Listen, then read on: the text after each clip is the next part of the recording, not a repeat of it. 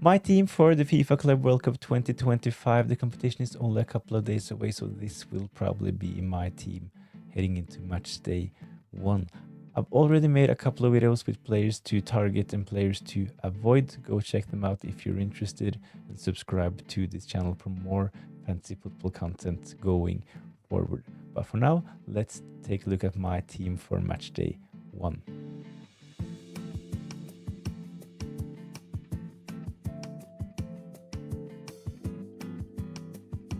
Starting out with the goalkeepers, and one of my goalkeepers will be Armani. I think that he is really good value, priced at only 4 million, so I think that he should be in our team's decent fixtures for River Plate, so not a big risk. So Armani will be one of my goalkeepers.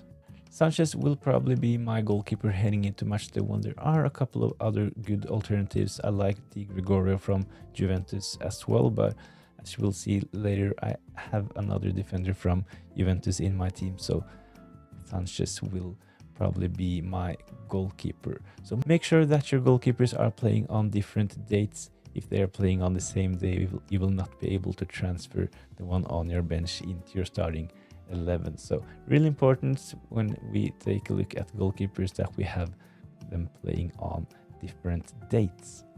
In defense, I have one of the players I think is best value in this game at the moment.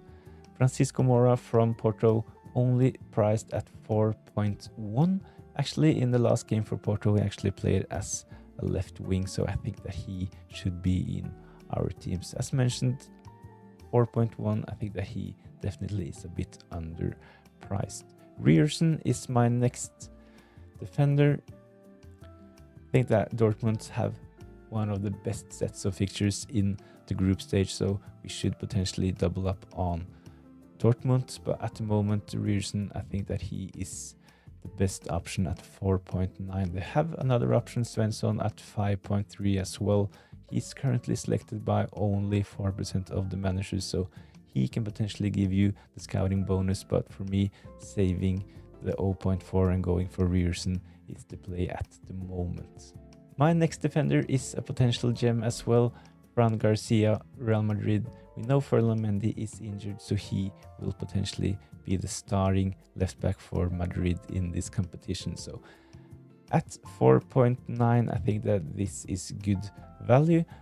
He's currently selected by only 1% of the managers, so he can pick up the scouting bonus if Madrid keep a couple of clean sheets as well. With those fixtures, I think that this is likely. One of the most selected defenders in the game is not in my team, but I've gone for his teammate DiMarco. I could potentially go for Dumfries if I had the money available, but I might go from DiMarco to Dumfries if I find the funds, but at the moment DiMarco is my Inter defender of choice. As mentioned, I have a Juventus defender in my team. I really like their fixtures as well, especially if you're going for the Matchday 3 wildcard strategy. I think that we should include some Juventus players. I like Gregorio, the goalkeeper, as well, but my Juventus player at the moment is Cambiaso. 5.3 will potentially start and play all of the games in the group stage. At least this is what the rumor says. Scored a goal for Italy the other day, so I think that Cambiaso is a really good fantasy option heading into Matchday 1. So this is my defense. Armani, Sanchez in goal. In defense, I have Francisco Moura, Rierson, Fran Garcia, DiMarco, and Cambiaso. In midfield, I gone for a player I thought maybe would have been a bit more popular heading into Matchday 1. He's selected by 26% of the managers currently, priced at 9.6. I think that Cole Palmer is a really good asset at the moment, especially considering that we have players like Vinicius Jr. priced at 11. I think that Cole Palmer, the penalty taker for Chelsea, is a bargain at 9.6. So he is the first midfielder in my team at the moment.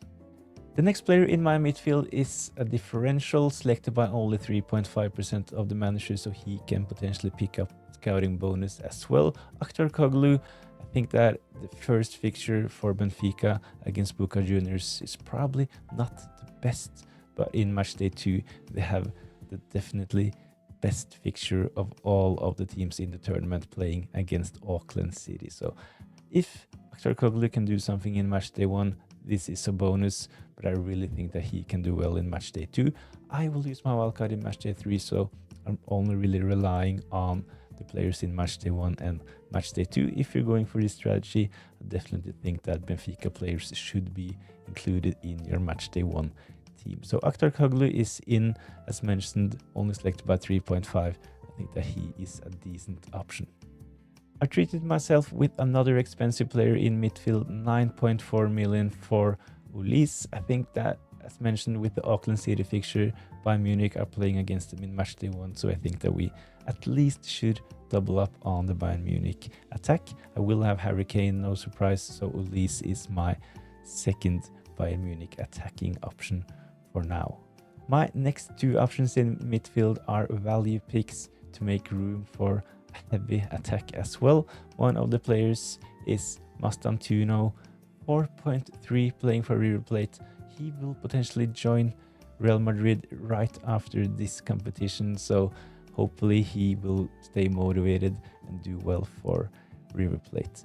Decent fixtures for them as well, especially if you're going for the Matchday 3 wildcard strategy.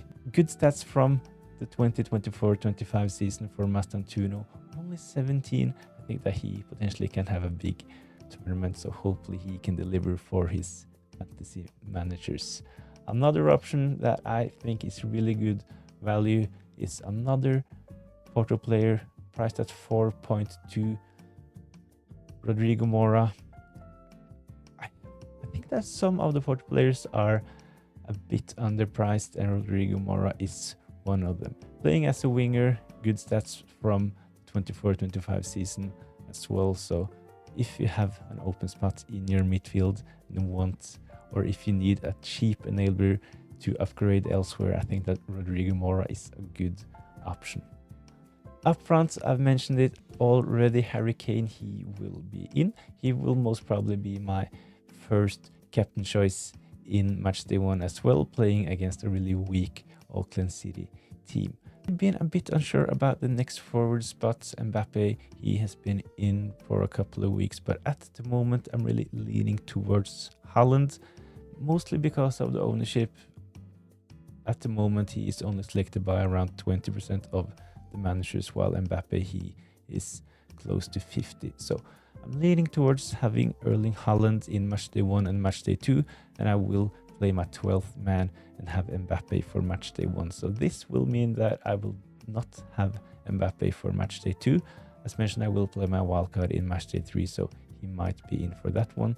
So hopefully Mbappe can stay a bit quiet in Matchday 2. He can potentially hurt my rank, but at the moment I'm leaning towards Haaland. But as mentioned, I will have Mbappe as my 12th man. The last player in my team is another player from Borussia Dortmund. As mentioned, really good fixtures. I already have Rierson in my team, but I will pick Guirassy, priced at 9. A really good season for him in the Bundesliga last season, so hopefully he can continue delivering and scoring a lot of goals in this competition. As mentioned, Dortmund, really lovely fixtures, so hopefully Guirassy can repay the faith to his fantasy managers. That's it for my Matchday 1 team. Hopefully you enjoyed the video. Let me know if you have any questions in the comments. Like the video, subscribe to the channel for more FPL content going forward. I've also made a video where I plotted all of the teams from outside of Europe into the Opta Power Rankings to see how good those teams actually are. And I also talked about chip strategy in this one, so go check it out if you're interested. But remember to like this video as well, it's really appreciated. Thanks for watching. Hopefully I'll see you next time.